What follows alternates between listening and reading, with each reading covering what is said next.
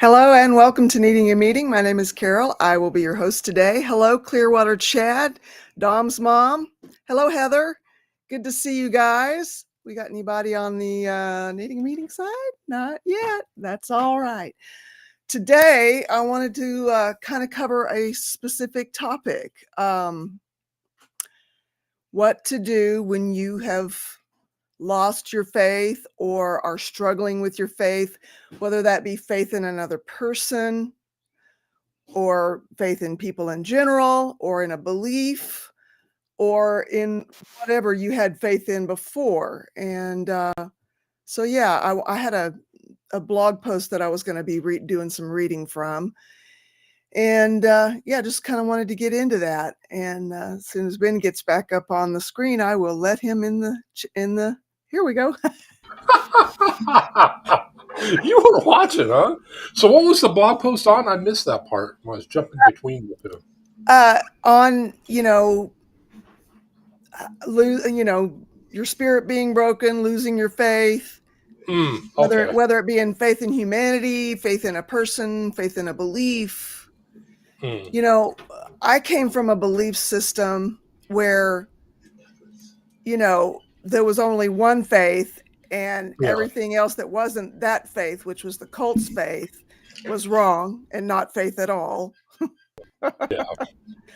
Yeah. And and so you have to bite and chew whatever they're feeding. Mm-hmm. Even if it's not sitting right, even if it doesn't ring true. Uh-huh. You're so indoctrinated that you can push that stuff down for a little while. But then when I left the cult, it's like, okay, why do I believe what I believe? What is it that I believe and why? And does it hold up to scrutiny? That's the thing that I started struggling with, Yeah. like, the most. Well, yeah, and that's And I had to be honest about what did and what did not hold up to scrutiny, and there wasn't very much of it that did. sure. Yeah, and that's also well. That's a sign that at least you retained your critical thinking ability. And that's because that's something that a lot of people don't get back. A lot of them just so used to operating in what do you call that condition? Oh, good grief! Where cognitive dissonance, where you just kind of disregard, Yeah. Well, but yeah, at least how would you say the cult you were in? How would you say where they are for manipulation on a scale 1 to 10? 10 being bad. Ooh, you know, I'm going to give it a good solid 8. No kidding. Okay. Because the reason I'm not giving it a 10 is because there's the illusion being put forth that there is room for your own thoughts. However, your thoughts must conform to a certain certain criteria. Sure. So still thought control. It's not full blown thought control like necessarily like the bite model would suggest. Right. Um, I'm going to say some more hellos. Hello, Layla Bradley. Hello, Conversations with Christy. Hi, Kristen Melinda. Saw you earlier, Dom's mom. Hello. Crystal, hello. Hello, Mayonnaise Entertainment. Really good to see all y'all. KP Nordy. Thank you. Nordic. I need my reading glasses. KP Nordic. Good to see you. Good to see you guys. If I've missed anybody, I apologize. I'm glad you're here. And we're talking about what do you do when you've lost your faith? Whether it's in a person, a belief, humanity, the world at large, whatever it may be, we tend to hold on to a faith in something. Yeah. Anyway, so what were you going to say? Oh, well, wow. Vapor lock. Sorry. No. I wound up giving blood today, which I feel so much better. But yeah, my wits have not completely returned. and that's also a natural condition in my case, being I lived in Bisbee. So yeah, kind of a happy space with you. But um, yeah, that I think that it's probably natural for people to lose faith in something periodically. And honestly, Yeah. it can be seen as a good thing because it means that you're challenging. You're not just blindly accepting everything. You're challenging. Why do I believe this? Um, Yeah. and that's I I can name tons of people that don't do that, and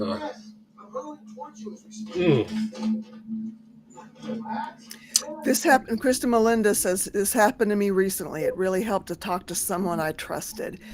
You know, I'm so glad you had someone that you actually can trust yeah, because, sometimes you're losing your faith because you don't know who to trust, you yes, know.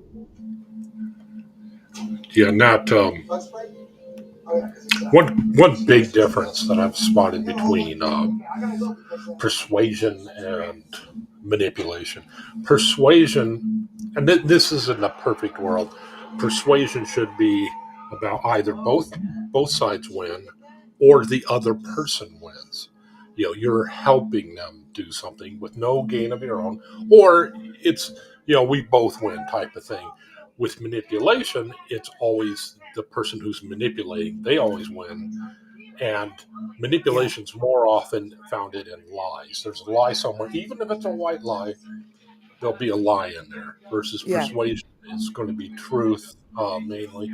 You can still tell a white lie in manipulation, but There's truth in there that spin the web of lies around. yeah. And then Yeah. to the extreme, you would have gaslighting, where that is the lies are cranked up to the max. Everybody sees that you're like this. Everybody's saying this about you. That's a classic Right. trick of manipulation. Everybody, and of course, the way to counter that is to say, well, that's interesting. How about we call a mutual friend and see what their opinion is? Everybody I talk to, they say this. And that would be how you would counter that particular point. Sorry. Good That's morning. okay. Matrix, hey Crystal, Matrix, I'm sorry that you feel that people have given up on you. I'm not going to give up on you. Does that help any? And Shannon Smith says sometimes it's hard to have faith in anything, and that is the truth. Yeah.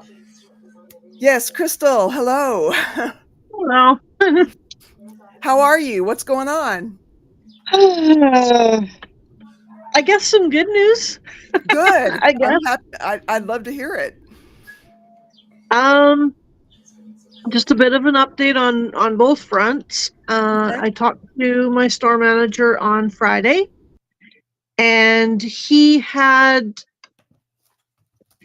I had not made myself clear when I talked to him about where this guy was actually standing, and I had forgot that our store manager is very visual. So I'd actually taken a picture of the area. And so I was able to actually show him exactly where this guy is putting his cart.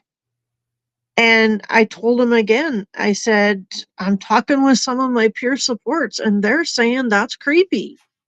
And when he realized, he was thinking that this guy was standing in the doorway Oh, of what we call layaway area, which is just fixtures now, where he's actually standing over a little ways closer to the washrooms. And he said, "Oh, that is kind of creepy," when he realized, so I wasn't being clear enough. So that hopefully will be stopping. good. Good. So fingers crossed. Yes. Yes. I hope so. So yeah. And on the other front, I Yes. found out on Friday I have been accepted. Yay! That's amazing. I Yes. I just really did feel like you would. I knew I would too. Yeah. It was stressful that I hadn't heard anything yet. Yes. Um I don't have a placement yet, Okay. but she at least, like she said, she'd been away at meetings all week, and so she had a lot of work to catch up on, and then getting everything from the board meeting put together and into the system and figure all that stuff out. So she Okay. said, I probably won't hear anything else for at least another 4 to 6 business days. Mm. Okay. Okay. Well, that's not So bad. I'm really praying that there will at least be something coming open. It is the end of the Yeah. month, so they should know a little bit more on who's moving out and who's giving their notice and all that stuff. Mm. I have Yeah. heard that there's another person moving out Mm. again, so yeah, I'm really Okay. excited. I now That's have to good. really focus on packing. That is so Well, So, good. That is one. I agreed, yeah. Mayonnaise Entertainment. That is wonderful news. I'm Yeah. so glad you came on to share it with us. Have you ever Yeah. run into a crisis of faith, Crystal? mm. Um, I I think know you're really maybe strong in there's your faith, and I've been curious about that, with all that you've been through, you know? I don't know if I would really call it a crisis of faith, but I have questioned God at times, Yeah, and I've gotten mad at him. yeah, Um, and that's the one thing um I think a lot of people don't realize that it's okay to get mad at God. yeah. He already knows what's going on inside you anyways. So if you can let it out and verbalize it, then it's at least out there. You've brought it out in the Right open on. where it can actually be dealt with a little bit better. So yeah, there's been times I've wondered why God let things happen that he did, but he usually answers me back and lets me know why. And Right on. Have you ever And lost faith in people? I mean, all the time, all the time. I have borderline personality disorder. Abandonment is one of the big ones. oh, right on. Yeah, So yeah, I was trying to recall something specific because you asked me the same question. I know I've had some big ones, and for the life of me, I just cannot recall many many instances. But the one that I can think of has been exactly what Crystal was saying with people. It's like, wait a minute, hold on. You say you believe this, but then you turn around and you do this. You say you value honesty, but then you're going against your own value system. Why is that? You say you believe in these things, but yet you're living this. What gives? And I'm trying to recall. Gaslighting would be a good example of the answers I got back, which tells me, okay, I valued this friend. I valued this person as a friend, but given the amount of crap I'm getting, um, and some of the flat out insults, it's like, you know what? It's time for me to sever this relationship. I'm not yeah. one to usually do that. I'm generally, I would say I'm loyal to a fault, Right but on. yeah, I've had to let go of some friendships that Um, and then the thing was, I had to turn around and tell this guy, it's a good thing we're on social media because what you're saying to me, I would be tempted to smack you, and I'm not generally a violent person. But and of course, I'm saying it much calmer now than I was then because heat of the moment. But Yeah. Go through a divorce. It's kind of like more like there's background noise. okay, Yep, it went quiet after you muted. Can you hear us? Uh, we can't hear you though. Well, Yeah, we can't hear you talk. I didn't say anything. Okay. Oh. But when you were muted, could you hear us? Okay. Go through a divorce. There's an example of losing faith. You ain't kidding, Kim. It's been a number of years since I went through a divorce. Actually, mine was finalized in February of 1990, and I was 21 years between marriages. Kim agreed. Hello. 6 likes out of 7 in the chat. Okay, I like that. It takes me time, a lot of observation, says Krista Melinda, to feel loyal. But when I do, Yep. whoever I'm loyal to is stuck with me. I love that. I do love that. And in the perfect world, that would be a good example of what you should be, instead of codependency, where your values all placed upon, does this person like? I have to be liked. It's kind of like I don't know if you remember the guy on Friends. There was a The one that passed away. no. He Oh, was a psychologist that was dating Phoebe, I think, where he was okay. just being, love me, I need love, define me. That's the way codependency actually is. It's just we don't. That's yeah, but yeah, I can tell that my codependency would also cause me to make some very unwise choices in who I was loyal to and what Right. value I place on relationships that really weren't the best. Yeah. Well, I'm going to read from this blog just a couple of paragraphs here. I'm going to put it up on the screen, I hope. This is from a blog called Elephant Journal. Let's see if I can get that up there. May take a couple of seconds here. Good point, Ben. I'm a recovering codependent. Had to claw my way out of it. Wow, Krista Melinda, that's a big one to climb your way out of. Because, I mean, first off, how do you even know you're doing it? Yeah. Yeah. So these are the paragraphs that got my attention. Actually, it's probably about 3 paragraphs. Heartbreak is a devastating feeling. We move past the confusion and hurt, growing more and more numb each day, transitioning into an almost catatonic state. The smile may appear on our faces, yet it's not one that comes from the heart and genuinely lights us from within. It's an effort. It's a forced action. It's exhausting. We may struggle to find the positive. We may no longer be plagued with conflicting emotions, sadness, guilt, blame, denial, anger, and pain, but rather burdened by a broken spirit. It stretches way beyond heartbreak. It's more than a feeling of being done or demolished. Our flame has been extinguished, and I have been there. Our hope depleted, our faith shattered, our belief in others, and even more disappointing, belief in ourselves may have died. That's a big one. We're muted. We become a shell of a being with nothing left to fuel our passion and desire to live fully. It's a torturous way to exist, merely surviving each day.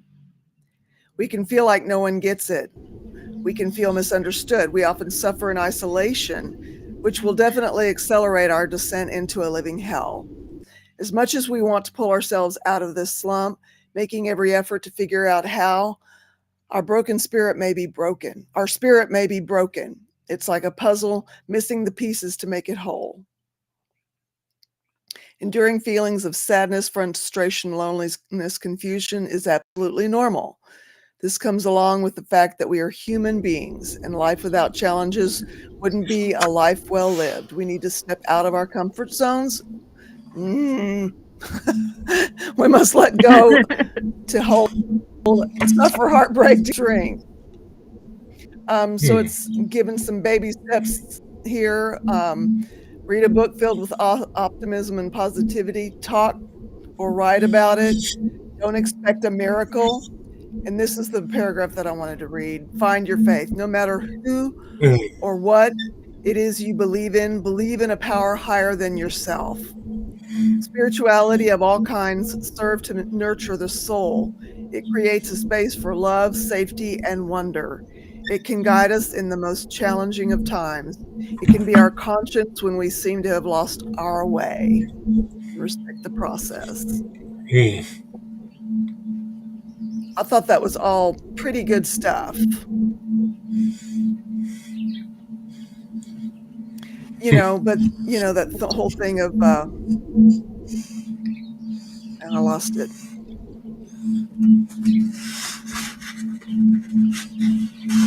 No matter what it is you believe in a power higher than yourself. Mm, Spirituality of all kinds serves to nurture the soul. It creates space.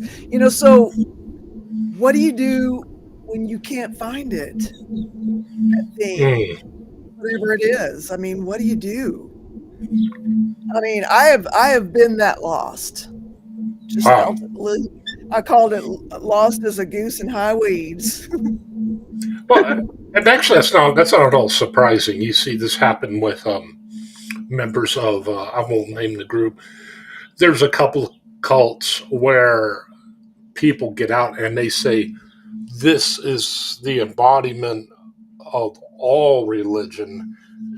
All they turn there is nothing, and these are genuinely yeah.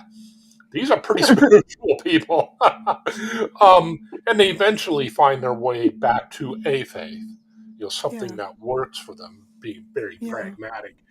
But yeah, yeah, I would say that's probably more typical than not. After people who are involved in a traumatic thing, like being in the cult, where you have that, whether you're doing it for your own good or whether you're kicked out. I don't know. I think both of them would probably be equally bad.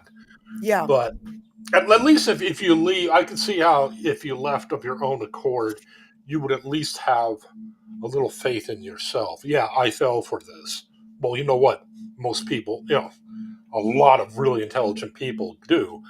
But I stood up for what I believe. Um, so I can see that being maybe a little bit less. But still, uh, you have had your you have had your life turned upside down. Deepest the deepest part of your psyche is tied up in this religion, yeah, this belief system that no matter what happens, this connection I have is going to transcend everything. And to have that ripped away from you, whether you've left it or whether this group took it away from you, yeah, that's a traumatic event. That's really big. And yeah, people talk yeah, about moving being big. So how much more would it be something that's deep inside of you that defines who you are yeah, beneath all labels? I mean, beneath I'm codependent, I'm an addict, beneath all that to your core being, yeah, you lose that. Yeah, that's yeah. that's that big. It That's a is. big one. That's called being lost as far as I'm concerned because I have been there, Yeah. and I guess maybe where I probably started from is, you know, like finding the lifeboat and finding my people once again. Because, I lost a tribe in addition to a belief system. Yeah. When I Even though it was my own decision, I walked away from a cult, Mhm. and I have people that I've been friends with since I was a kid, a really young kid. Mm. But if they haven't been through the same things as you, Yeah. who do you go to? Yeah. And Yeah. so I feel like with the lifeboat, I kind of found my tribe again. I knew I Mm. was and I knew I needed to get back into the rooms of recovery in some kind of way. I had Mm. known it for a long time and just didn't know how to go about it because I knew that AA just it wasn't a place where I ever found what I needed for the long haul. It was Sure. it was necessary in the beginning because it helped me, it helped me hear what I needed to hear and see what I needed to see that, oh, I'm not so different from these people that are alcoholics. I didn't think I was, Yeah. you know? Yeah, and I can see that. I at this right after I went up to that dual diagnosis center, uh, for a while they encourage you to, what was, I can't remember the challenge. It was like so many meetings in so many days. We want to see you stick Yeah. to this. And I had to wind up going to AA because there was no Codependency Anonymous in the small town I was in. I was lucky to find an AA meeting. And a Yeah. lot of the AA meetings, I mean, well, it was so odd. And I'm not speaking bad about AA globally or Yeah, and anything. I'm not either. It Yeah. is necessary, and it was Yeah. necessary. I wouldn't have gotten sober without it. Yeah. No And way. I learned a bit from it. Yeah. However, when you stand up in those meetings and say, "Hi, I'm Ben," you can't say, "I'm an alcoholic." First of all, people start, well, I'm a codependent, depressive, or yeah, depressive codependent person, and they kind of, look at you a little funny, but and you can see some, because you're really not, you're there for the meeting, and you will get a meeting out of them, but yeah, I think some groups are more judgmental than others, and they're not for everybody. Yeah. A lot of I think you're people, right about that. And the rooms that I always found myself in were a little bit more on the judgy side, you yeah, know. And and it's that, not AA's fault. It's, yeah, we're just the dealing way with that a old, festival system because it's a member dependent organization, you know. yeah, and especially in small towns, or if you run into a place that they have their tight little group, they, they're not going to get that many outside members in. And if you start getting outside people in, you're right off the bat, you're an outlier to their little group. And then when you don't even identify the same way, or people would say, "I'm taking this to help me get out of it," they were looked down upon. And it was Yeah. really odd because some of in small town, some of these people. It's like, wait a minute, you say you're doing this, but I saw you last night at our heavy metal vomit party. You saying this, but so Yeah. Yeah, that I can see where that could be. I was in a big city when I was doing AA, so wasn't much risk of that. I love what Kim is saying here. I walked away from my childhood faith and found many faiths along the way. And then she said something else after that. I kept looking until I found myself in a faith. Get Yeah. that up there. In a faith. When I found me, then I stood still and took a breath. I felt at home and have not moved on. Right on. That's amazing, Kim.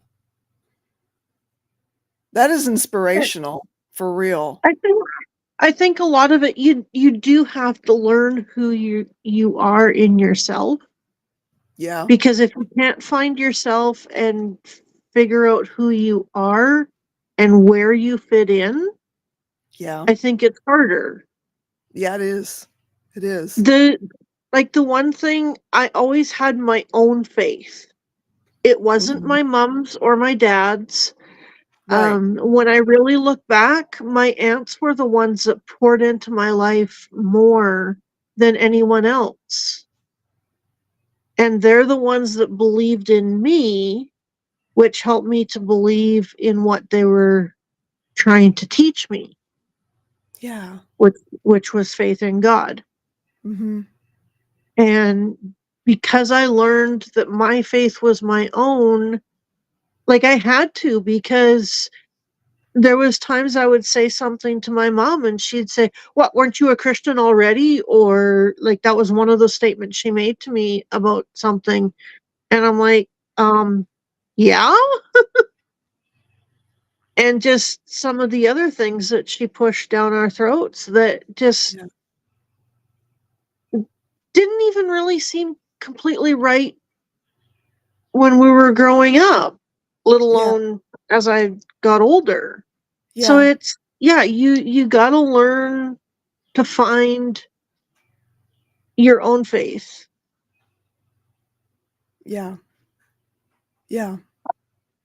And then in that, you learn how to find your faith in other people and circumstances.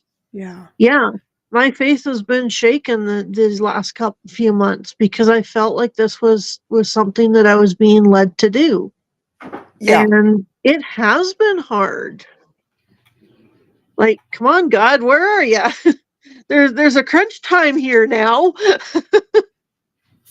But I think in all of it, even when I've struggled, there's still that piece that holds me together and Right. helps me know that, you're gonna come against tough times, Yeah. and people are going to let you down. Yeah. I look at my friend E that got really mad because I put a boundary up, and she actually reached out the end of last week, and she said, "Are we okay?" I said, "Yeah, we are." I said, "I just needed some space for a bit here," and she's like, "Oh, okay." So, because I don't want to sever that friendship. Sure. Yeah. Yeah. And that is a good healthy boundary there, especially Yeah. one that you can keep with when people are manipulators. You are tempted to think boundaries don't work, and the thing is like, no, boundaries work. Your boundary with this person isn't working because they're getting you to violate it. Yeah, Manipulators do, but in that kind of relationship, yeah, that's healthy. Yeah. When I had spent so many years, you know, in a certain way of approaching faith, it was looking back on it, I would call it even more mental, a lot than spiritual, because you have to do the mental gymnastics to make that stuff fit into yeah, what you maybe have always known within yourself. yeah, And but you're not aware it's happening necessarily. And then when I went full blown into a cult, we're talking that's 20, almost 20 years of indoctrination.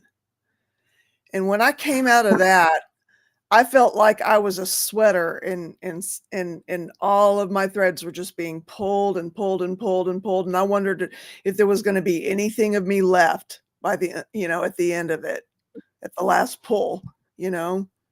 And that's powerful. If you again, I'm not a Maslow groupie. I'm not a disciple. But if you look at Maslow's pyramid, you have the basic needs. I need shelter. I need food. I need air. I need, needs work up.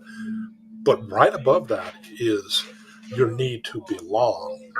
And then of course it works out from there. I have to belong to a group. I have to be esteemed in that group, and then you start differentiating yourself. I have to be seen as the next layer up. I have to be seen as an individual.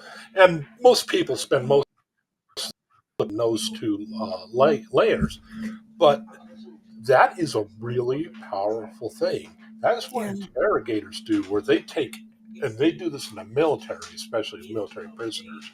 They'll take everything that's from your identity. You belong to this military. You earn it. They take that and strip it away one by one, and then they have their last piece of identity on a little piece of paper, and they start ripping. And that's of course a figurative, but they start ripping at your last thing to yourself, and that is really super traumatic to a lot of people. yeah, That is nothing. That's nothing to be. There's nothing small about that. That's a huge trauma, and yeah, uh, and I find it interesting. that a lot of religious, I'm not poking fun. I'm not poking fun. I'm not poking at any particular religious groups. Just a lot of cults tend to do this. Yeah. They will manipulate you by um, they try to dictate what you feel inside. You seem very contentious, or you feel you're angry at this, aren't you? You're, and it's like the way to counter that is like, well, how do you know how I feel inside? But they will use that and they will gaslight you into that state if given a chance. Um, Right. there was a they can get you to doubt who you are. There was a what we call police interrogation. They took this guy who actually wasn't at the crime scene, and they took a picture of the road where this crime happened. They faked the time. They put the wrong time on there, and then they said they started planting a mind virus in him, saying, "Well, there's satellites all over the place, don't you? Yeah, they're always taking pictures of the Earth. We have a picture of your truck at the crime scene." And it got and the thing was, the guy never did it, and he's still in jail because they're trying, the Innocence Project is trying to get him out. Oh But my they faked word. all this. They had no evidence on him, but what they did is they kept working on him over and over. Well, we have these pictures of you. You don't remember you did this, but deep down you did this, and you're having Whoa. problems coming to terms with this. And you talk about disassociation. That is how you. And finally, the guy confessed. They had no evidence on him. They got him to confess. That's how he got convicted, and did something he didn't even do. They faked the picture, which he looks down and he sees a truck that's like his in the photograph, and the distance that they took it, they tried to make it look like it was a satellite photo, but it was too close to the Earth. But still, when you're in that state and you're doubting your own sanity, Yeah. that Yeah. you're like, Yeah. and, and Wow. cults do stuff like that. So Yeah, yeah, they do. it it is. There is a systematic breaking down of the individual person Yeah, and building and it back in their own image. Yeah. I am so thankful in my own journey, with me being as codependent as I'll always be a little codependent no matter how far I get along. I know this, Yeah. but I am so glad that I didn't take any of the cults I was in so seriously. I treated them more like a really needy girlfriend. Like, okay, nah, we don't want to. I got mad. I mean, I had very real emotions about it. I suffered Right. real loss, but at the Yeah. same time, it's like, but don't you believe this now? Well, how can you not? This means that you're, you're so lost. Oh my gosh, you have no idea what you have done. Yeah, bite me.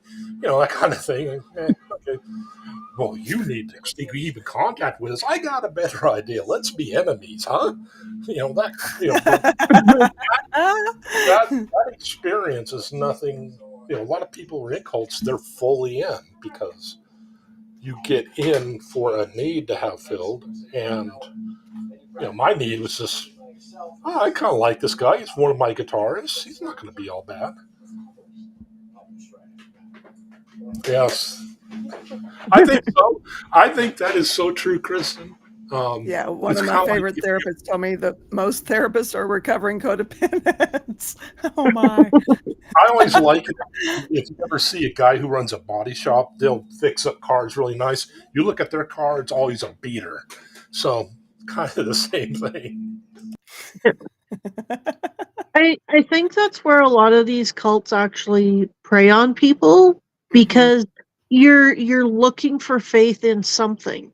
Yes. And so they're saying, "Oh, well, this is the absolute best, and this is where you need to be," and because you don't see the whole picture as they're beginning to indoctrinate you or whatever, you're you're blind to what the reality really is until they get you in there and they start pumping you full of their own stuff.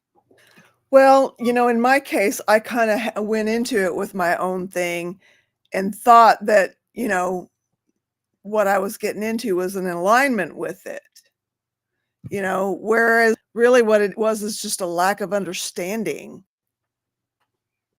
of what was within me. Hey, Stasia. Hey, Stacia. Hi. Wow, she can change her look completely just by how she wears her hair. She can look like a completely different person. Yeah. Took the time to straighten it earlier, so I just like, yeah, okay, well, we have plans, and then son called and kind of a bit of an emergency with a move, so I'm like, go take care of that. I can wait till, an hour, 2 hours, it's fine.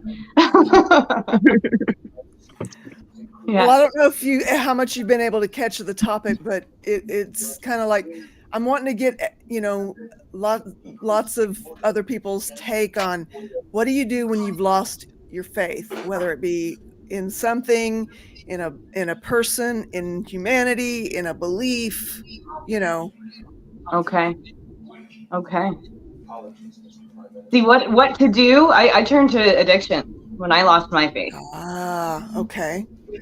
I turned to addictions. I was brought up Roman Catholic. Okay. And when I had realized that I might not connect with that religion very well and had learned all of the things about priests, Yeah. because Catholicism does not have a good rap when it comes to their priests, their preachers, right? Yeah. I had found out that my father had been abused by his priest, and that's when I lost my faith. Ooh. Yeah, and he wasn't the only one, and they all knew about each other. The priest told them to keep quiet, but they talked amongst themselves. So, at that point was when I was like, okay, I don't think I believe in this. And I don't know if I would call myself an atheist at that point, but I didn't believe in anything. I believed that there might have been some power, but I didn't even know if I believed that. Okay. Wow. And then with my ex, it was just completely non-religious. Is that just the dog? Sorry. Yeah. It was completely non-religious. But he had his own experiences with his childhood and religion. So it was easy to not even be spiritual with him. But before him, I was starting to figure out, not starting to figure out, but starting to research a little bit into paganism, Wicca, and things like that. Because I don't believe that there can be one person who watches everything or one entity that watches everything. I do believe that there's different powers. And I'm starting to realize more and more out of my situation that this is what I believe. I believe that there's multiple beings in charge of multiple things. Yeah. For example, so how did you arrive there? Did you did it just something that resonated and kept resonating, or? When I started looking into paganism, that's when Greek mythology really kicked in. Like, I started really researching Greek mythology at that point as well. Mm-hmm. I don't think that I would call myself a pagan at this point, but I believe that there's the universe, and as I said, multiple entities, multiple beings who take care of us in different situations. Logan, as soon as I turned it on, and then I would say recently, actually, it's been Christy who's helped me kind of flourish in that a little bit, because her belief system is very close to what it is that I believe, or I'm becoming to understand that I believe. Is Dad home already? He's staring at the door. Sorry. I lost my train of thought now. Sorry. Great big dog whining, and it's adorable, but I lost my train of thought. But so now I would say I love the astrology aspect. Tarot cards, oracle cards. I don't personally read them, but recently all of the readings that I've had and understanding the meaning behind the cards and understanding the differences between star signs and things like that, it helps me understand the world. Okay. It helps me You know, understand and me. ultimately, that's what the belief system is for. To Exactly. understand the Logan, world enough. around you, you know? Yeah. I found So, heathenism through the Bible. Logan, enough. He might be home. I don't know. Both animals are now like at the back door. So for where the astrology aspect, I'm trying to think of what interview it was for Christy. It was the Spanx interview. He's a cusp Pisces, Aquarius. Hi, enough. Logan, thank you. And he says that he has like a battle on the inside because there's the Aquarius, which is like water and it flows and very logical, whereas the Pisces feels a lot. So for me, as an Aquarius, it makes sense that I'm extremely logical and I remove emotions out of things now. Okay. It makes sense to me why I am the way that I am once I start understanding these things. I don't have a huge understanding of it yet, but I would say my path is very much leading me there. Okay. If that makes sense. Yeah. And I apologize for the dog barking and my train of thought getting lost every time he does it. Have you ever lost faith in people or in yourself? Completely. I've lost faith completely in humankind, and you really have to kind of prove yourself to me to have me believe in you or have me trust you. It takes a lot now.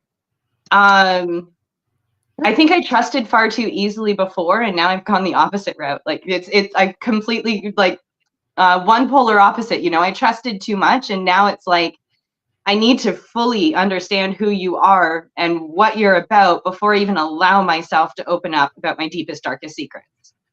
Yeah. Right. And then so that would be humanity. But then when it comes to myself, yeah, that too. I've lost. Yeah, I have too. I've completely lost trust in myself, and trying to build it back is one of the hardest things. It is. I don't even think I fully trust myself still, and we're talking 7 months later. I know I've made leaps and bounds. I know I'm doing better. I know I'm trusting myself more. I can see the progress. But I do not. I still question every decision and every action I'm going to make. But I'm not at the point where I'm questioning every word that comes out of my mouth. That's the point that I was at. I was questioning every word that came out of my mouth. Yeah. Everything. Yeah. I would say that that's very similar to where I was when I left my first husband. Your last relationship, the one that was really toxic and all that, yeah, he was bad for gaslighting, wasn't he? Yes. Yes, Okay. there's definitely a lot of that happening. In the situation, I would have called it just a twisting of words, but now that I understand what gaslighting is, once you're out of the situation, you can see it for what it is. Yeah. Yep. Right? Yeah. You can't see it for what it is when you're in it. No, I so much didn't even trust myself to think, oh, well, I don't feel like I'm crazy, but I'm sure being told that I'm acting that way, but I didn't realize all of the repercussions and all of the things that I had endured. And just the fact that I completely questioned myself every day and questioned, should I open up my mouth? Should I say this? That is what made me lose trust in myself. That specifically what made me lose trust in myself, because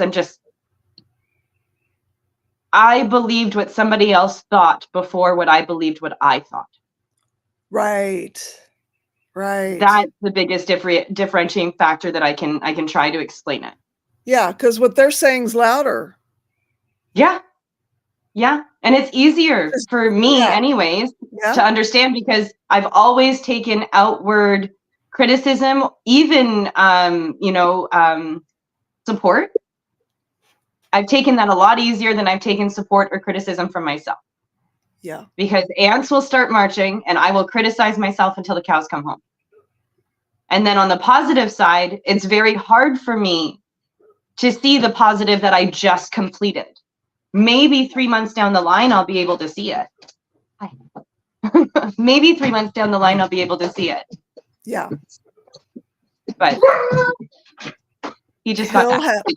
Hell hath no fury. I agree. I used to believe in the power of the group, but now I fear mob mentality. I don't assume humanity is inherently good anymore. No. You know, that is such a low, disappointing thing to run into. Because I can relate to that very much. Yeah. And then to be perfectly honest, with the way that everything's going societally right now, I don't know if I'm ever going to have trust in society ever again. I'm only going to be able to trust the certain people that I decide to call tribe. Yeah. So I just noticed your name again, Ben. I have to remember to look at Ben's name every time that I jump on. Like, Ben, I think.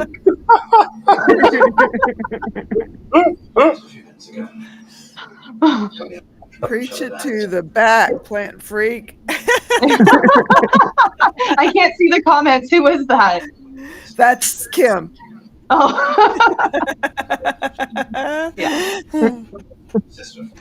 Yeah, for real. It's that's a tough one. Yeah, but at the same time, I find myself appreciative that I didn't go through situations like you did, Carol, where I was in an extremist religious organized group, and we call it for what it is, a cult, right? Yeah. I'm very aware and grateful that in my life that didn't happen before I got to this point. And I'm grateful for that. And I feel for everybody who has, because when I was at my lowest, it would have been easy. I would have been that exact person that they were looking for. Oh yeah. Yeah. Right when I found needing a meeting, imagine if I came across some sort of organized, not even religion, just organized program. You know what I mean? Yeah. That probably would have been the worst thing. And I probably wouldn't have been able to. There is a lot to that. That's how that, you know, it's almost like there's a radar when they recognize a certain kind of vulnerability. It's insane. It is. And then they'll end up taking every penny that you have and trying to say you need to give more. Yeah. People are already struggling at that point. How can you keep asking for that? But you can't, but they do, you know. They do. And they don't ask for it. They just kind of work you so that you're. They make you believe. It sounds like they make you believe that you need to be supplying your money to them. And there's such a great reward just right around the corner. You won't. But it never comes to fruition. It never comes to fruition. Yeah. Yeah. Oh, for a long time, it took me years and years and years, over a decade, to realize what it was that I was getting a look of disdain from the main leader of the cult that I was in. Like I'd show up for prayer. We had prayer an hour early before every service. Okay. And he'd start sauntering in and he would just look at me like if looks could kill. And I'd be like, what have I done? Yeah. But recently I realized I started saying no when they asked me to do stuff, you know, and I started giving within my means. How dare I? Wow. I budgeted giving for the first time since I'd been in that cult. He thought he had controlled you enough, and he thought that he had controlled you within the masses enough that you weren't going to do something like that. And then I'm sure that they would have brought it up as a selfishness. Yeah. Oh yeah. Right? Because Yeah, now you're not yeah. thinking of the whole group. Now you're thinking of No. yourself and your well-being long term. Yeah, and if you can't see the vision, well, then what good are you? Jesus. Yeah. See, And that's it's stories after, like and this. that's after people took out mortgages and put them in the offering basket and lost their homes. Dear God. Yeah, that was after. So, when you've squeezed the turnip and they've given you like the absolute most that it's going to ever be possible for them to give. Yeah. Yeah. See, and stories like that is like, I can't really scream and yell too much about my situation, but I'm going to tell you, I need to scream and yell. Like, that's just the point that I'm you at. do. I'm healed Yeah. enough that I need to scream and yell. Yes. So situations like you just explained, there's a possibility that growing up in Scientology, Aaron Smith-Levin's going to be in Montreal a couple of weeks after I get back. So I'm thinking about going to Montreal and protesting Scientology just to kind of get that out a little bit. Like, and I understand that wasn't specifically the cult that you came from or that other individuals came from, but this is a huge organized religion that is essentially doing the same thing. Yeah. And I know enough people that I care about that have been through this. No, I don't want anybody else to go through it. I don't care who you are. As much as I've lost faith in humanity, I don't want to keep just letting it happen. Yeah. If I can be some sort of voice for change, and my voice isn't going to be the only voice, and I know that my voice isn't going to be the one voice that's going to make the difference. It's going to take many voices to make that difference. Yeah. But I feel like if we were able to, as a society, take down something like Scientology, that would give me a little bit more faith in humanity. Yeah, I can see that. Take a beating. I am at fault. Get that broken bone. I should have done something better. Yes, I know how I am not so good enough. Yeah, and a cult can certainly capitalize on that. It is a continual browbeating. Yeah, I had something else that I wanted to say about it, and I lost it. They prey on those that have gone through trauma. Yep. That have gone through trauma, that are vulnerable. Yeah. Yeah. And maybe don't even recognize that they are vulnerable or that they do have trauma. Yeah. Yeah. Oh yeah. But they're seeing something within those that have trauma responses that is making it so that they're easier to prey on. Mm-hmm. Yeah. It's in a sense, it's the same way as people who end up getting assaulted time after time after time again, not by the same person, but by different people. There's something about us after we've experienced trauma that people seem to be able to smell. Yeah, I don't want to diagnose or label anybody, but individuals with narcissism or with narcissistic tendencies, it's like they have a radar for individuals who are damaged. Yeah. Right? Yeah. And they hone in on that damage and then love bomb so that they can understand what your damage is. And soon after you started a relationship or friendship, whatever, it looks like, they love bomb you. And then all of a sudden, years and years later, it's coming back to haunt you. Yeah. It's exactly the same. Yeah. Yeah.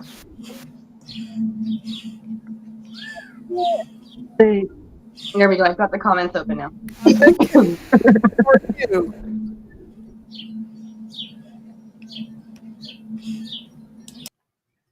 Hello. Fantastic. I just wanted to say, have you been following along? Just the last little bit, because I was out driving my son to work and then being sick. We're talking about losing faith. Or the last little bit about narcissists being able to spot people or smell people. They actually pick, it's actually movement. They see it in movement because people who are traumatized move differently. People who have disabilities move differently. There's different movements of people who've been through different things, like the way they walk, we walk. There's a particular people who've been traumatized that people who have narcissism or predatory traits can spot out. They can just pick it. And I don't think they even know that they're doing it. It's a subconscious thing. So, but yeah, it's been studied a lot that it's like we are the prey and they are the predators, and they can spot who the weak ones are. Pick us off, and something that I was told was that survivors. I have a very hard time saying victims right now. Right on. So I'm calling people who made it through survivors. Yes. They typically their shoulders roll in. I've been noticing it even in myself, that my shoulders roll in. It depends on what the mood is. It depends on what I'm thinking. And then being able to get out of the mindset of thinking horribly about yourself or doubting yourself, it takes time for your shoulders to come back, but I don't feel like they ever do. Yeah. I feel like there's always still something that shows. Well, lack of confidence is actually one of the easiest things in body language to spot. You tend to look at the ground. You tend not to look at people. And that was one of the things that became apparent to me, not even in body language groups, but just in classes talking about carrying weapons and things like that, that you act differently. And that some of the best self-defense experts out there, they talk about it, that you're always looking at people. Don't look at the down, don't look at the deck, don't look at your feet, look at people, and kind of tag them, like, I know what you're up to, kind of thing. Not anything like that. I'll weird them out. Need to clip that. Smile at them, and you do a really long eyebrow flash that will scare the crap out of them. Of course, then you usually get the police after you. But I mean, there is all sorts of things that we portray in body language that we don't even know we're doing. Yeah. They say sorry, I'm gonna just cut you off really quick, Crystal. No, it's okay. I was planning when he got back to go out and get some food for dinner, and then I was going to come back. So I did want to come and support and say hi. Thank you for asking me about my my views on it, Carol. I really appreciate it. I'm sorry I can't be here a little bit longer, but I am just trying to soak up all the time that I can take. Right on. All right. Well, thank you so much. Take care. To come on. Of course. Thank you, guys. I'll see you later. See ya. So, Cosmic, what we're talking about is, what have you ever had, like, where you've lost your faith, whether it be in a person or in humanity in general, or a belief, or whatever it is that you had a faith in, and what did you do from there? Where did you go from there? Well, I think I was born atheist because I was born asking questions, and in religion, you're not really meant to ask questions. I got kicked out of every religious class I was ever in because I asked too many questions, and I was a bit snarky about things. And because I read the Bible, because I'm not going to argue with people if I don't know what I'm talking about. So I'd sit there with my Bible with all highlighted. Oops, sorry, drew into my Bible. Highlighting stuff I wanted to talk to my religious teacher with. And so I'd talk about it and all that sort of stuff. We had little arguments about evolution and all that sort of stuff. But interesting little arguments I thought were interesting. My religious teachers didn't. But it was what it was. And so, and I dabbled in all sorts of like new age type things without actually, I didn't not believe in them, but I didn't think they'd actually work either, because I always figure that humans are the personification of the universe, so we are what puts things into action. So that was sort of my view. Right. I did runes and all that sort of stuff, and then my stepdad died, and the first thing I called for was God. So and I believed for him so that he would still exist. Yes. Not for me, because I don't particularly care if I keep continuing after this. I feel like this life has been long enough. I don't need a heaven or anything like that. It's not something I particularly have ever really wanted for myself. Right. But I did want it for him because he's such a really good person. And then I was in my little cult, discovered that they're terrible, great people singly, terrible on the whole. Yes. And because they said some terrible things about my daughter and my daughter's the way she feels about herself, non-binary, pansexual, all that sort of stuff. And they basically I'd make her come with me because I didn't want her to be too far because we'd just been through this terrible thing. And then she had to sit there and listen to how it's Adam and Eve, not Adam and Steve, and all these terrible things that people were saying. And I'm just thinking, I can't make her do this. No. And so I slowly pulled away for her. And also, Tony would never want me to believe something that put my actual morals at risk. Right on. And just so that he continues to exist. And there's a particular, I wouldn't say I'm completely atheist now. I'd say I'm more agnostic. Okay. So I'm riding the fence. So I'm being good, but also thinking that this might be my last life. I'm not going to waste it. Right. But there's this guy called Swedenborg or something like that. Mm-hmm. And he's got a version of faith that I actually quite like. And it doesn't matter if you believe or not. If you're a good person, you'll move forward to the next level of whatever it is.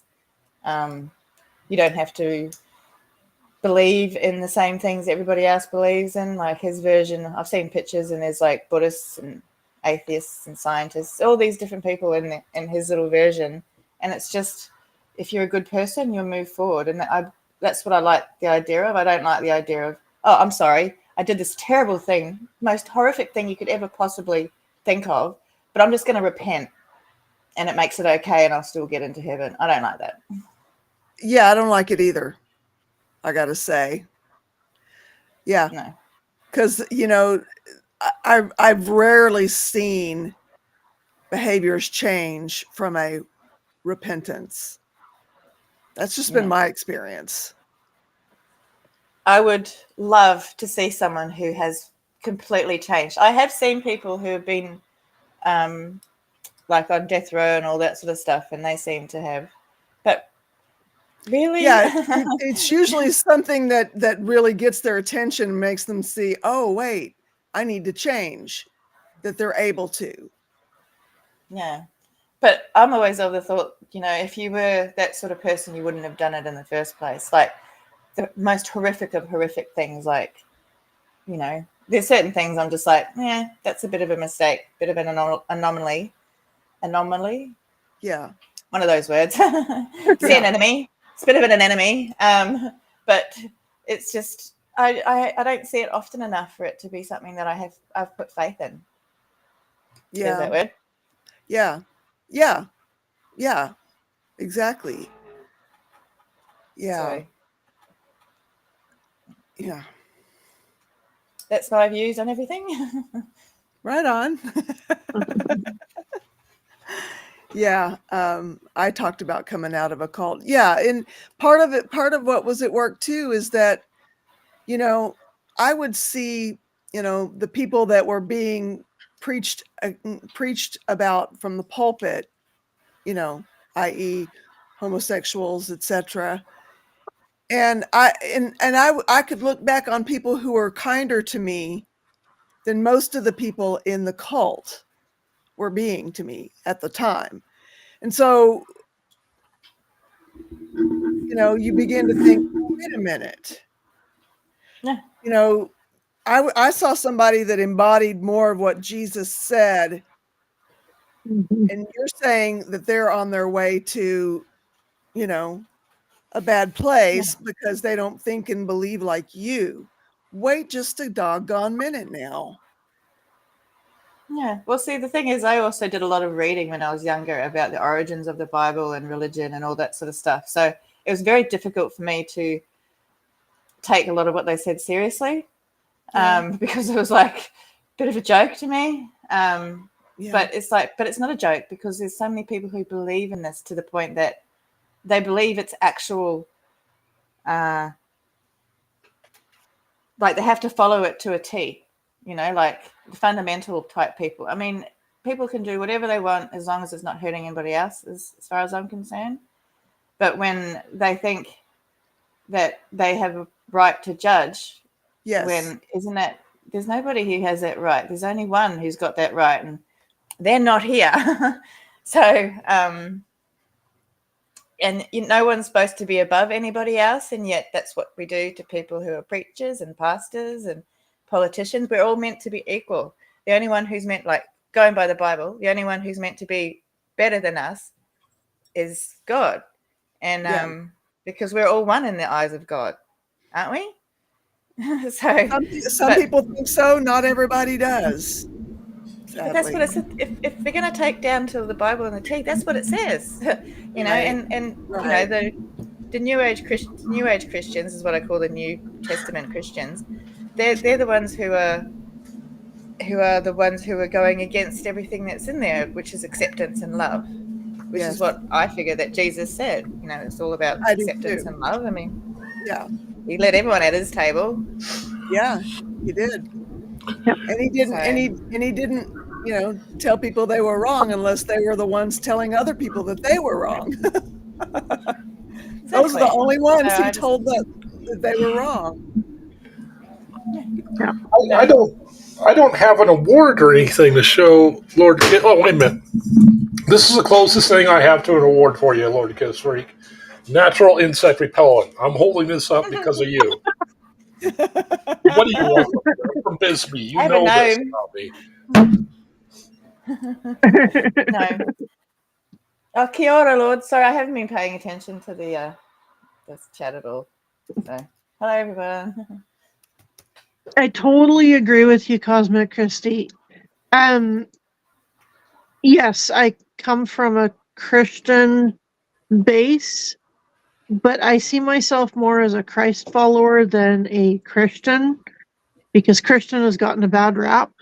Yeah. But I honestly believe that if Jesus were walking on earth right now, he'd be the one spending the time with the homeless, with the drunks, with the addicts, with the prostitutes, with those that are on the LGBTQ yada yada. They got so many letters now that LGBTQ plus. yeah. Those But are the people he would be. Those are the people he would be ministering to. Well, if Jesus was walking on the planet now, he'd be the one that's put in a freaking detention center because he's not the right color. Zelda Z. Well, that and because he's also a Jewish descendant. I think people who claim to love the Bible so much have never read it. Some of them, Zelda Z says. Yeah. True. Very true. Well, when you think about it, all throughout time, it's taken people to be shamed into helping people. Like, I'm not sure, I can't remember much about the First World War. My son's not here to meh at me about it. But the Second World War, all the refugees were turned away from every country. Yeah. These are the Jewish refugees. They were turned away from every country, even though every country knew what was happening over there. And you just think, and that's what's happening now. We're doing the same thing. We know what's happening in these countries, and yet we're still turning them away because we don't have enough. We've got too much. We've got so much that there's, like, the amount of clothing that I've seen in these rubbish dumps and food and electronics. It's just, it's abhorrent, and it's devastating because you got these kids walking through these clothing piles looking for clothes that they can then sell on so they can make some money, but they're digging through garbage, our garbage. Yeah. And it's just like, so we have enough. We have enough. We just need to sort out the distribution channels and all that sort of stuff. Yes, that's we do. A bit of an issue. Yes. But it's like we've got so much. It's a matter of, not mismanaging the resources, which, there's a lot of that going on. Well, even when we try and help some of these nations, you give them power and they take the money. So that's why it needs to be practical help. It can't just be financial. You can't just go, oh, we'll send $1 billion to that and hope that it gets fixed, because that's not going to happen. It's going to be $1 billion going to cars and mansions and stuff, because what else are you going to do if you've never had money? I know what I'd do. I'd be like, bye, bitches. I'm going to go to an island. It's just, but that's because I'm a terrible person and I know exactly what I'll do, and I should not run a country. So You're not a terrible person. Kim says he would be in trouble now for the same reasons that he was in trouble then. Yeah, he would. Yep. Yeah, exactly. Yeah, he would. By the same people that he was in trouble with then. Yeah. Yeah. Same flavor. Different day. Yeah. Zelda, I'm so glad you're here. I'm sorry that you're missing your nap, but I'm really glad you're here. I always love your insight. Kindness is something most of us are born. Let me get that comment. Born with, then we're taught otherwise. It's so true. Yeah. It's so true. Well, that's one of the big things that comes from, that's the counseling that I've done. If you are born in a traumatic situation, you can either go one of two ways, which is super kind or super involved in like selfish, narcissistic and all that sort of stuff. Narcissists aren't born, they're created as well. So, and when you think about it, the people who are, because I was watching this thing in cults yesterday, the people who are cult leaders end up, they're always narcissists because they want the power and all that sort of stuff. Yeah. So you don't think that there's anything I don't know if we really know whether they're born or nurtured. I don't know. I don't know if we know exactly if it's nature or nurture, or couldn't it be a combination of both? Probably. Perfect storm of both. Yeah. When you look at it, it's one of those things like Wall Street. People who are psychopathic are going to be drawn to it. But having said that, there are a lot of people. One in particular comes to mind who leads a cult where he was born into it and then worked his way up the leadership to where now he's the grand poobah. He's seen more as a sociopath, which actually doesn't even exist. If you look it up in DSM, there is no such thing as sociopath. But what most people mean by it is just simply somebody who's been exposed to it so often. Members of ISIS would be a prime example of this. You see somebody stomped to death enough times, you're just going to not care anymore. They still have an amygdala, it's just they don't use it. It's what they do in the army too. They desensitize you so that you can do what you're needed to do. So we're having issues with that at the moment, with lack of faith in our army system, well, our military, because of war crimes and stuff that's been hidden up. And we've got a whistleblower who's going to jail. We've got a whistleblower who's going to jail because he can't be tried.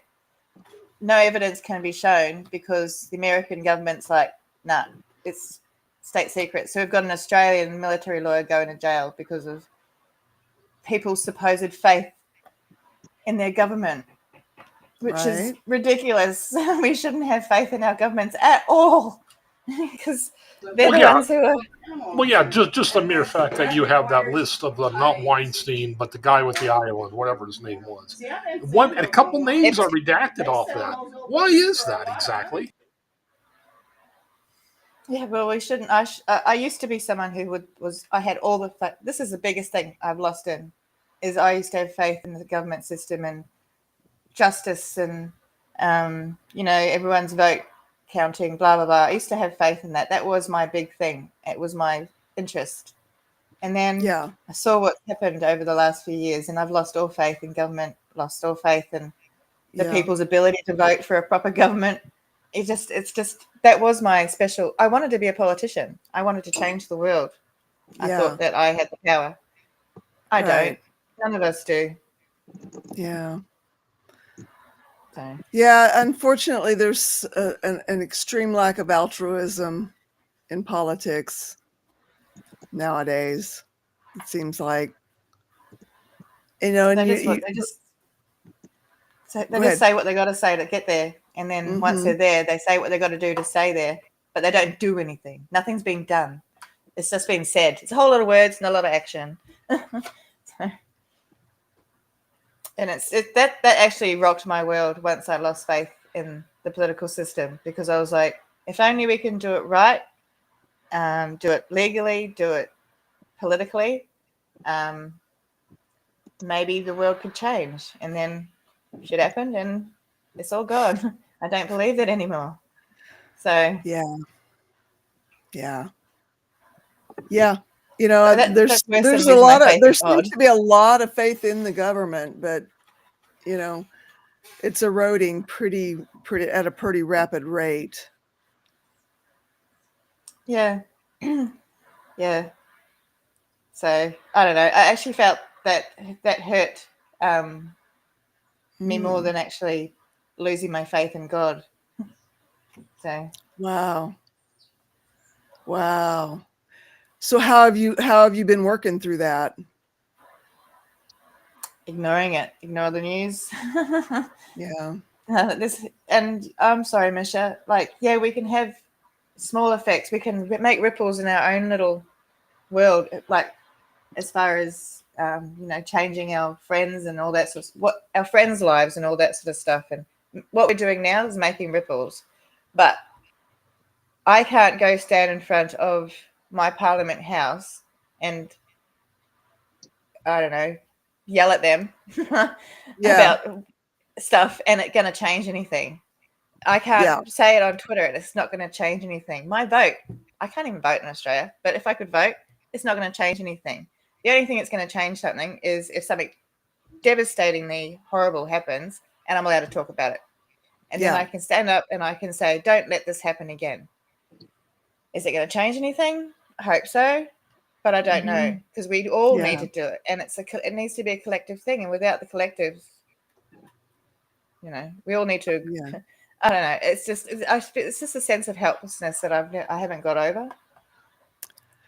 Because Yes. Oh man, you nailed it. That the whole thing of losing your faith in whatever it is that you had your faith in, you nailed it. Just that lack of ability to find confidence, which can be have devastating consequences. It erodes it erodes us inside when it has nothing to do with us. Why is that? I don't know, but I guess to me, I think faith was a personal thing. Like, faith in God was personal for me. Like, I never Sure. really thought that was going to be anything. But whereas faith in my ability to change the system, or the system to be helpful, that Yeah. is an everybody problem. you know, I feel like that's a problem that could help everybody, not just people who believe the same thing I do. Whereas, we should be helping everybody, and nobody is in government. Yeah. It's so scary that at my age, Zelda Z says, I've lost faith in humanity because I don't think I have time to change my mind. Yeah. And that's exactly what we're talking about. Where do we go from there? From that, from what we've lost our faith in? How do I we don't know. move forward from there? Well, I've Okay. never really put my faith in people. Like, Okay. I've not, because I've grown up with two very unstable parents and all that sort of stuff. People is Yeah. not something I've ever put my faith in, like single people. So, but I have put my faith in humanity, and I still have that. And I guess that's what keeps me going, is because I Yeah. believe that the majority of people are good, and the majority of people do want what's best. The majority. It's just the ones who are not the ones who aren't so great. They're the ones making the biggest noise. Yeah. So we just have to, the quiet ones need to stand up, make some noise. Rebecca says, that's why I just try to focus on helping one person at a time, being kind, one person at a time. It is overwhelming to consider anything bigger. True. Yeah.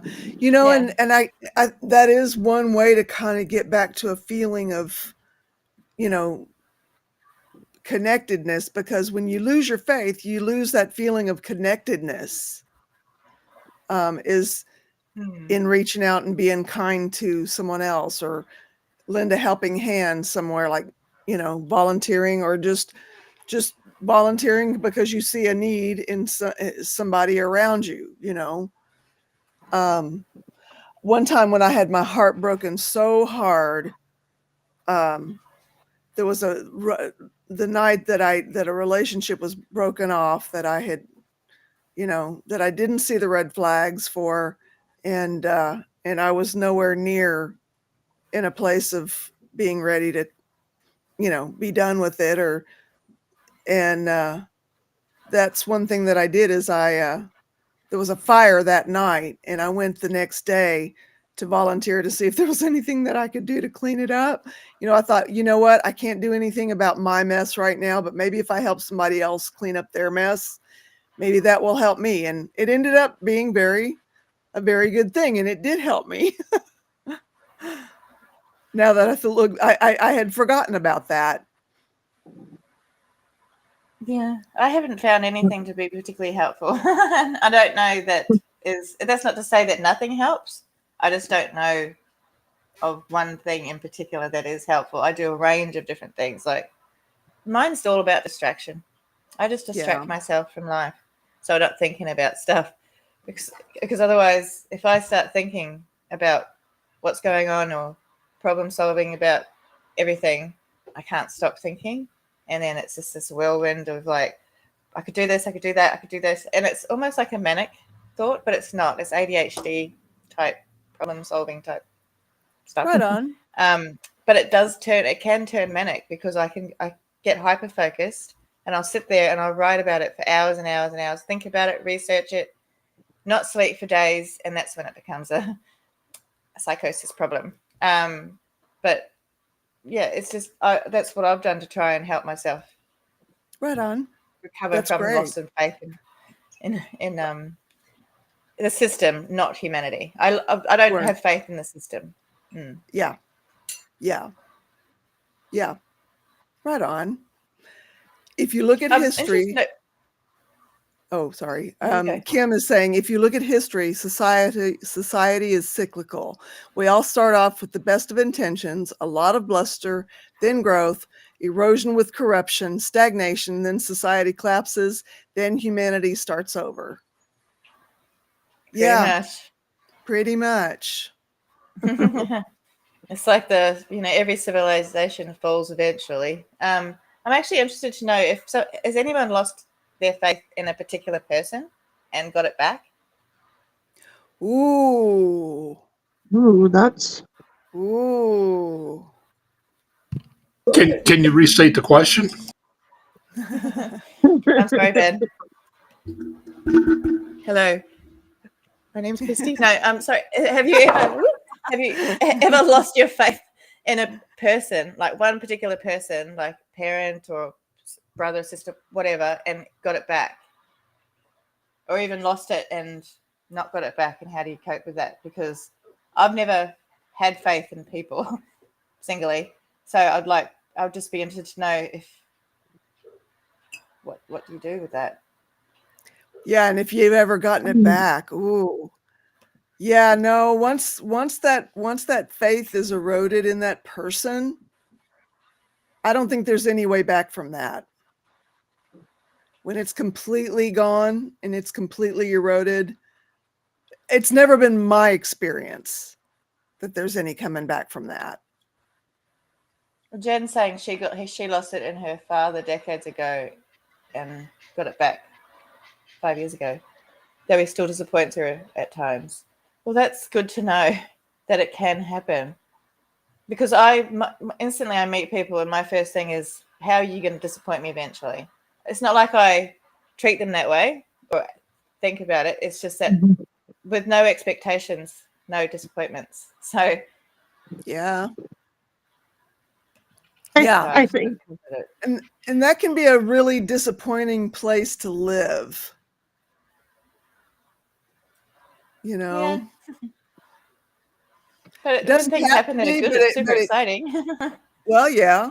It doesn't have to be, but it sure can be. I lost faith. Yeah. You know, growing up, even as much as my oldest brother hurt me, he was my favorite brother. Yeah. And I wanted to be with him all the time. And so I think in me bringing everything out in the open and everything, I did kind of lose faith in that. And years later, after he started having kids, I think I kind of started to get that faith back in him. And then especially when we sat down and talked. Yeah. But then he's chosen to not have a relationship.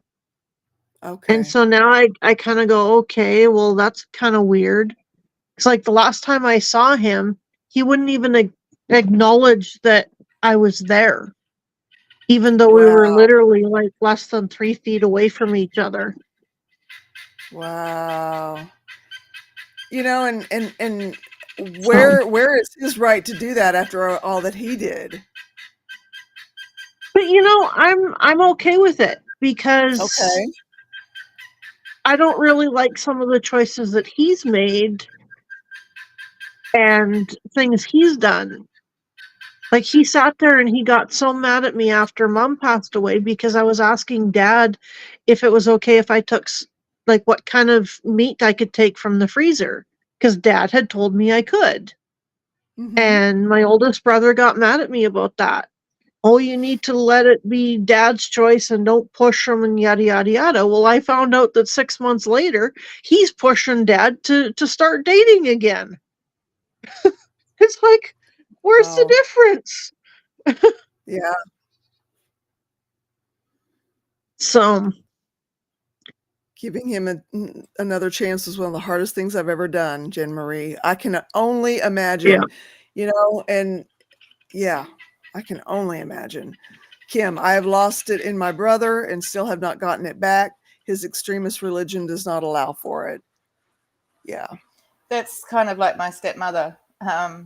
She was my stepmom for 42 years. And because I disagreed with her about my daughter, she turned her back on me.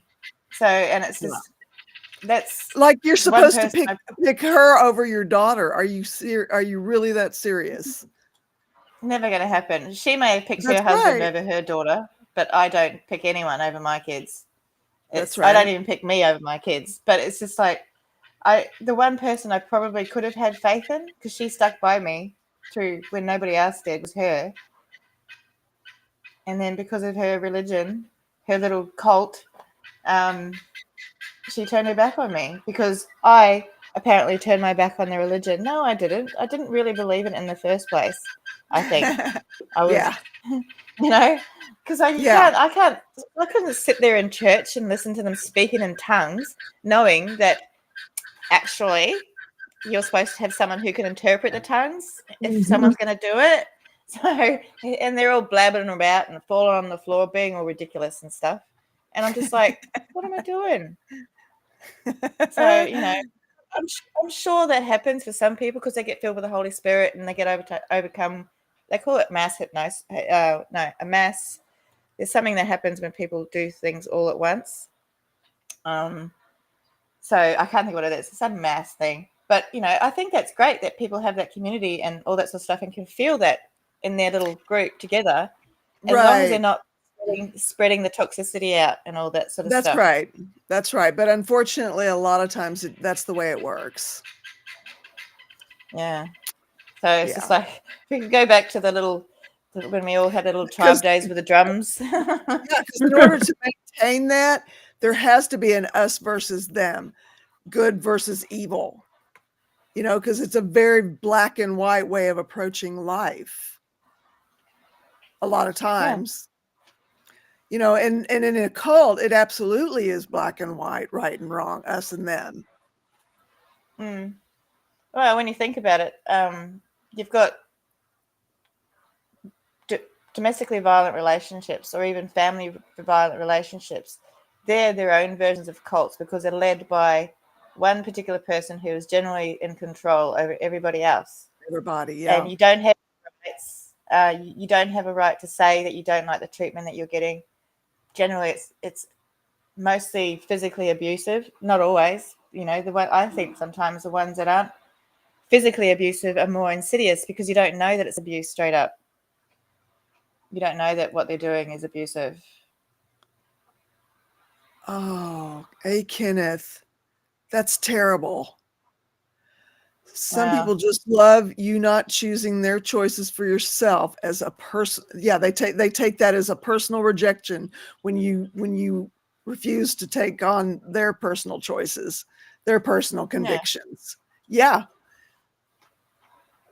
Hey, Kenneth. Yeah, well, I can kind of see how that could be felt as a personal rejection because you're rejecting their beliefs. But, but you're not rejecting it for them. You're rejecting it for yourself. And I think that's where people need to take that into account. Right. But that perspective doesn't seem to come with it, Yeah. No. And I don't know what that means. And I don't think I want to ask. Yeah. It's very derogatory, and I'm sorry. That's terrible. Yeah, that one is pretty bad. Oh, I don't mean to laugh. It's okay. He's dead now.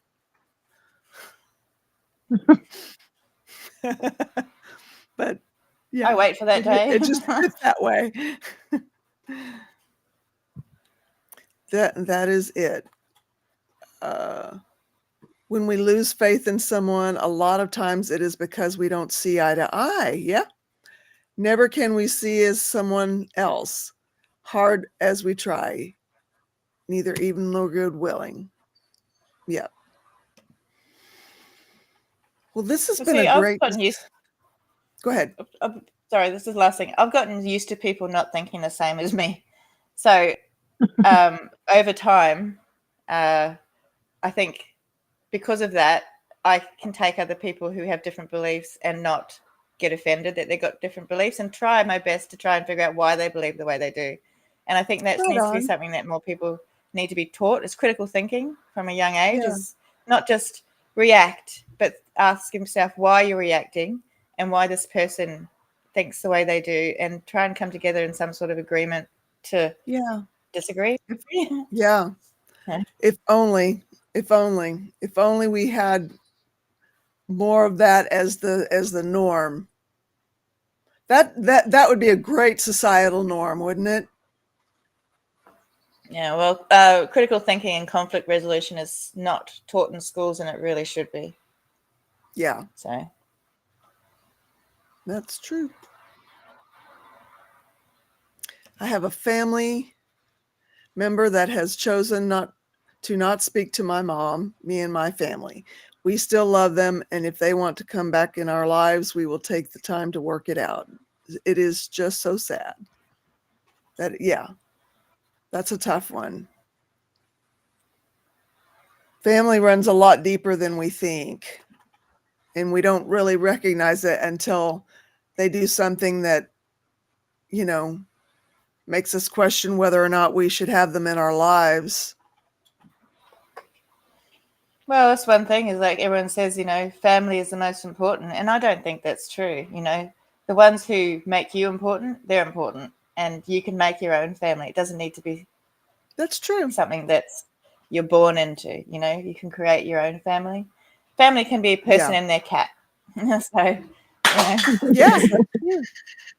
I do not mind them believing. Kim says, I do not mind them believing different or thinking different, but please do not kill me because of it. Agreed. Mm-hmm. I've found nowadays that people don't want to agree to disagree. They're so confused and angry. Yeah. Zelda Z.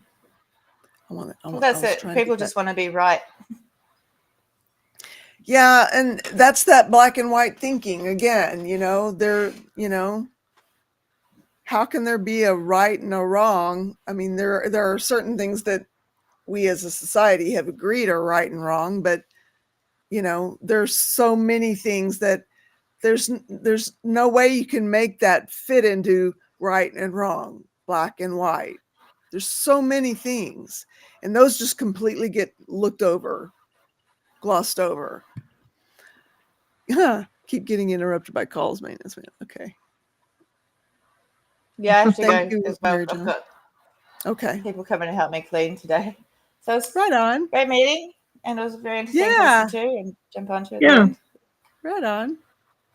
Thank So, you for love you. coming on. Love you. Love Thank you you. too. Thank you for holding the space. Yeah. Love you. I should probably get going too. I've got to get some packing and stuff done.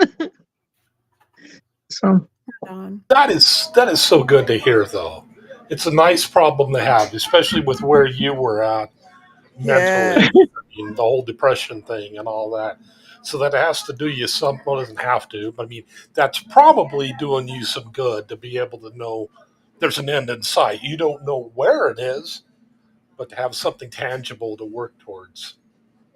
it's still a struggle. Mm. I will completely agree with that. My other personality ended up coming out in a big way this weekend, and there was a lot of tears this weekend, but I'm sorry. Mm. Yeah. Where? So, oh yeah, everyone's asking now, what did I get good news? For those of Yeah. you Go ahead and tell them. Yeah. for those of you that weren't here at the beginning, things with work are better. I talked with my store manager, and he was not realizing where I was meaning. There was a cross in communication, and he's going to deal with the problem properly. I have been accepted for a place. I do not have a place as of yet, but at least I've been accepted. And I'm praying that I will hear within the next 4 to 6 business days that I have a place. So, yeah. Here's the award again, the insect repellent. Since I don't have a tiara. Woohoo! Yeah. That is so good, Crystal. I really did have a feeling it was going to work out. Yeah. It's just it comes right before a lot of really tough days. Yeah. The middle of May is extremely difficult for me. Oh yeah. It's the anniversary of my attempt. Okay. It's also the anniversary of my best friend passing. Oh, wow. She literally passed the day before the anniversary of my attempt. And Wow. she was the one that taught me to celebrate instead of dread those days. So, yeah, it's coming up to some tough stuff. Plus Mother's Day in May, when you have a mother that was not a mother, and you lost the only baby you would ever be able to have. So it just kind of tugs at both ends. Absolutely. Because a lot of people hugs as May comes up. Lots of hugs and lots of good thoughts to you. Well, and the thing is too, a lot of people, they look at me and, well, yeah, you lost a baby, but you never got to see it. You never got to hold it or anything. So why are you? And that why means are anything you? Because why? I mean, that's. I know. Yeah, people don't realize that miscarriage or even abortion can affect you years later. Absolutely. And some people never get over it, and a lot of people don't. Most people, maybe even. And a lot of people don't realize that just because you can't see somebody's child doesn't mean that they're not a mother or a father. That's right. Yeah.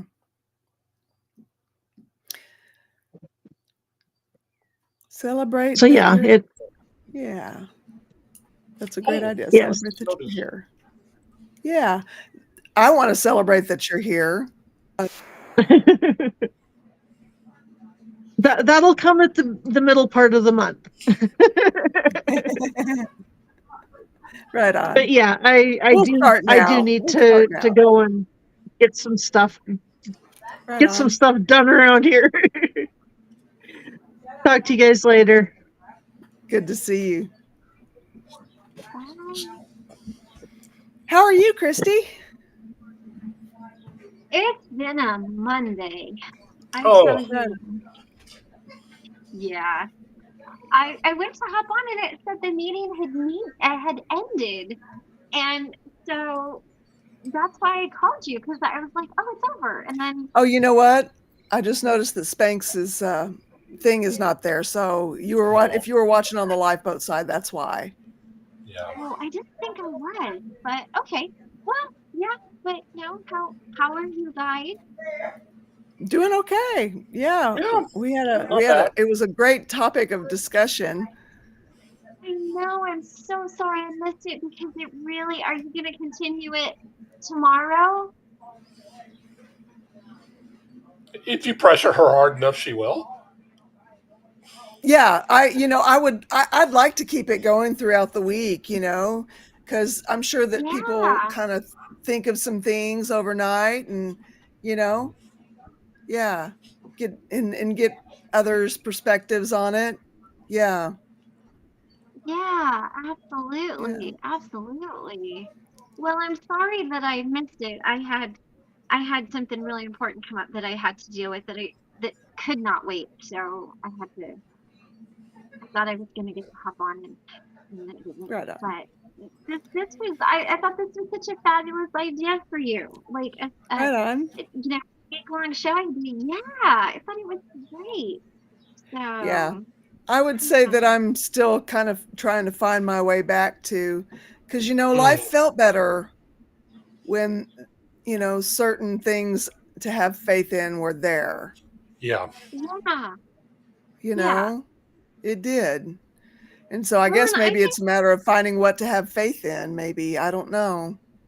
Well, and a lot of times, even a destructive group can give you that. We need to meet people with skin on. That's true. That's true. Yeah.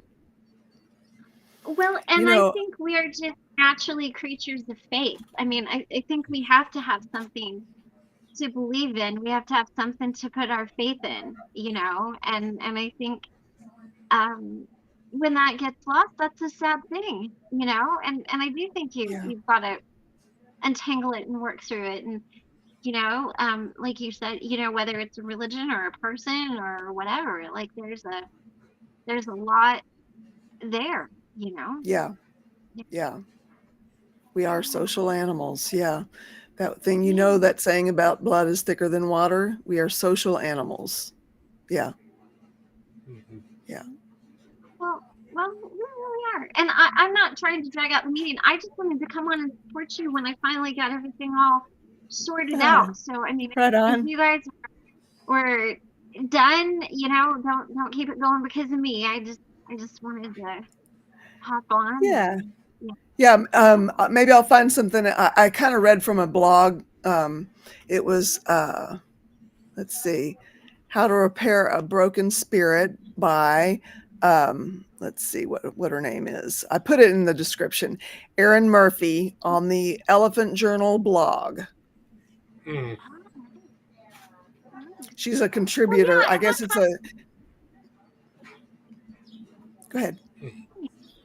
Well, I was going to say that happens a lot. People's spirits get broken, for one reason or another. Yeah. Hey, Kenneth. It's truncated. Blood spilled in battle is thicker than the water spilled in childbirth. is the actual wording. So the meaning is backwards. Oh, interesting. I didn't know that. That is interesting. I did not know that either. Wow. I found that my family is the people I chose to be my family. Yeah. Right on, Crystal. Yeah. I found that having faith in human resilience. Oh, I love this. Having faith in human resilience and innate tendency to resistance is a good way to go. I agree. My Oh my gosh. Yeah. Doshigal. I don't know if I said that right or not, or if I didn't completely butcher that name, but I love that. Mock. I guess connection isn't always good, but we are connecting. Yeah. Yeah. Sometimes, yeah, connection can be I was in a cult and thought I'd found my tribe, and then I ended up finding my tribe through ex-cult members. That's how that's how I found the lifeboat, was through the ex-Scientologist community. Yeah. Yeah. Yeah. The hardest relation, I was giving this thought while people were talking.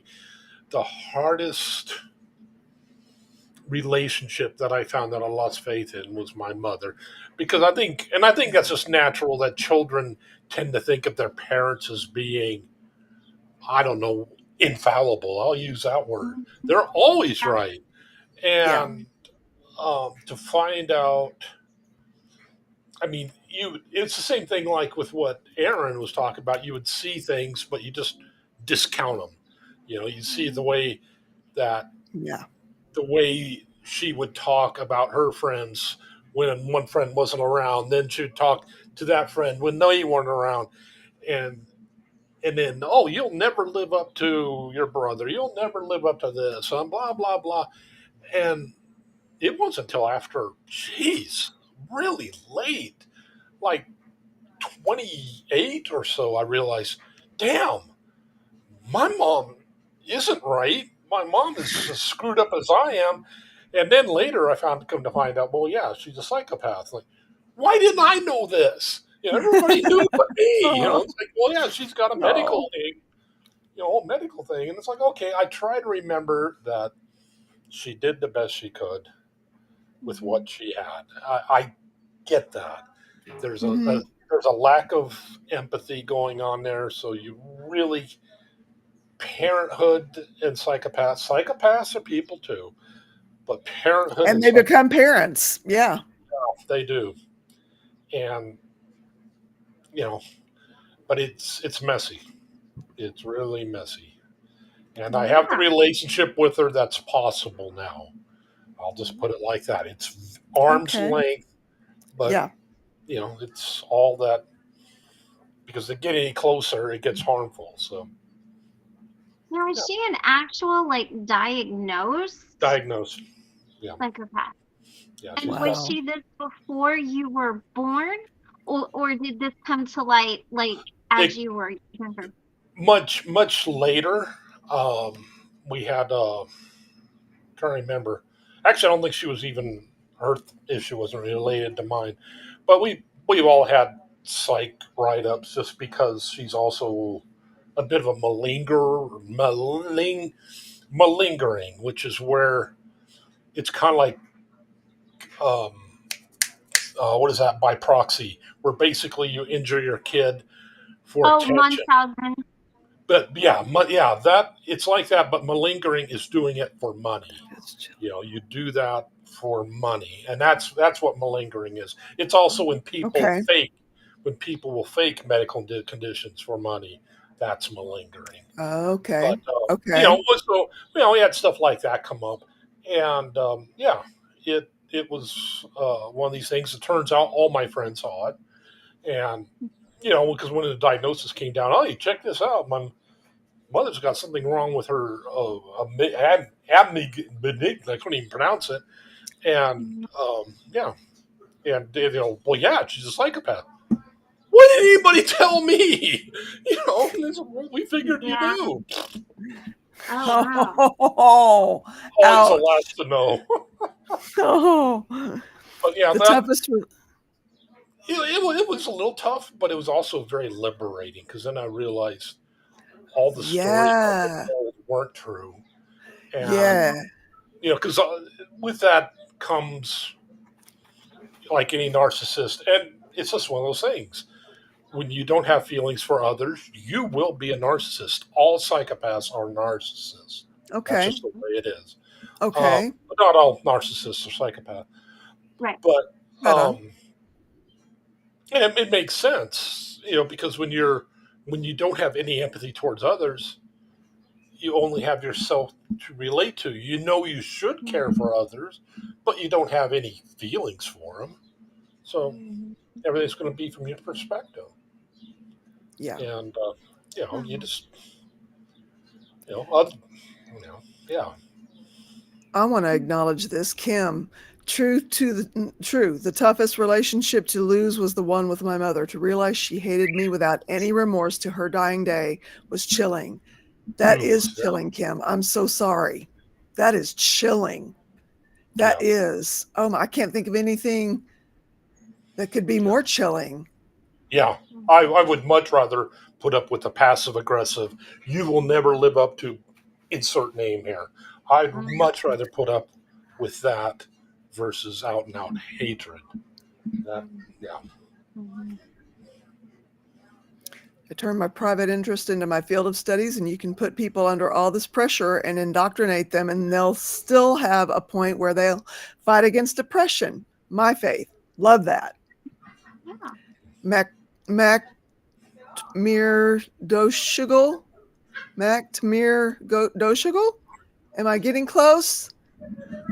Mock. Phonetically spell it in the chat so we know how to say it. Yeah.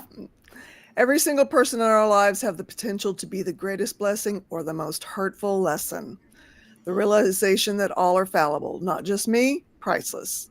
We are all human. Very true. Very true. Yeah. Well, yeah. Yes, Kim. Ones. Yeah. Wow. Well, you guys, I would say this was a great topic. And I loved hearing everybody's perspective on it. Yeah. I'll have to go back and rewatch it from the beginning. I will do that. But I look forward to hopefully chatting about it tomorrow. Right on. I did not realize I was going to have a plumber stop by unexpectedly in the middle of it, but all got worked out. So very loud conversation going on. Oh well. Awesome.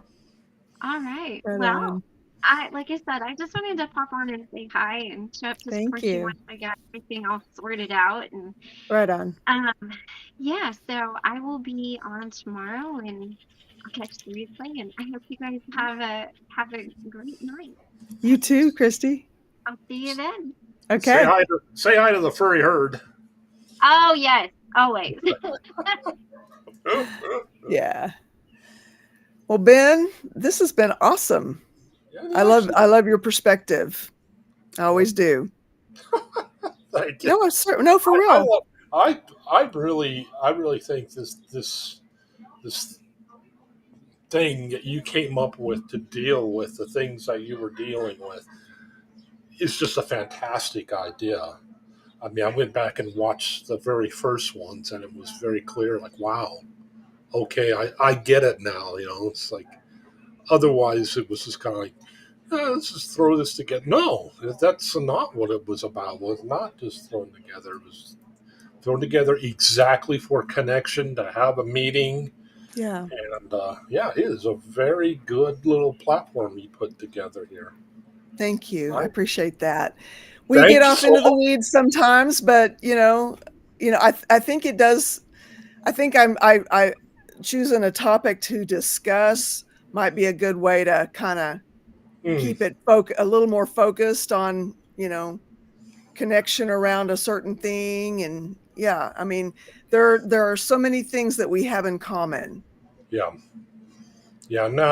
And that's a very, I don't see how content creators do it as far as keeping things on topic. I mean, you look at Chris and Melinda's show. She was talking about, what was it? Chocolate and neuroscience. No, it Yeah. was chocolate and something. And it, I haven't watched it yet, but she was talking about how when the chocolate and then can squirrels be made to synchronize swim? That would be, I so got to see that. To me, that is Oh, priceless. that's brilliant. That is also a great illustration of ADHD. I'm not accusing her of having it, but that That's I gotta amazing. watch it. Right So on. I Thanks, do you hope guys. I do hope you have a great day. I hope your herd's doing okay, and I hope the therapy donkey is able to, I don't know, give you a quality therapy today. And I hope you're able to have a mutual understanding. Yeah, we're doing okay. Yeah, he gets a little bit of his own ideas, and it's just a matter of whose idea is going to be the idea that gets carried out today. I have a little bit of an advantage in that I feed the guy, so Yeah, you can and always they cut them are off. pretty much slaves to their stomach, so that helps. Donkeys do look like cool animals. I don't know if I'd want to own one, but you have yourself a great day. You too. Thanks. You guys, awesome topic, awesome contributions, awesome people from awesome people, because you guys are making this an awesome place to be. And I sure appreciate each and every one of you. And I love each and every one of you. And I hope you're going to have a great rest of your day, and hope to see you again next meeting. And until then, peace, y'all.